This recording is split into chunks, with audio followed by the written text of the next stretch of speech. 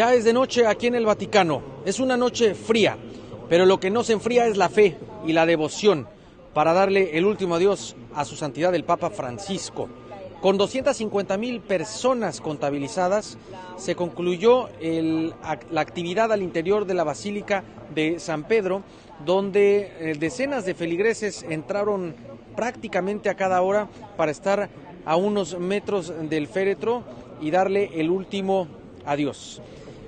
También hace prácticamente unos minutos se llevó a cabo el rito del cierre del féretro, donde se le colocó agua bendita, se le puso además este velo de seda blanca en el rostro y se depositó una bolsa con monedas que fueron acuñadas durante su pontificado.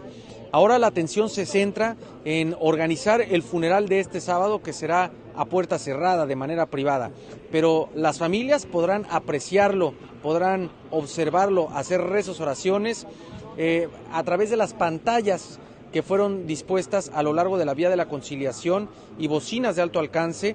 Todo esto también en el recorrido de 6 kilómetros que realizará el cortejo fúnebre con destino a la Basílica Santa María la Mayor, donde será sepultado. Yo soy Diego Borboya para Telearuba.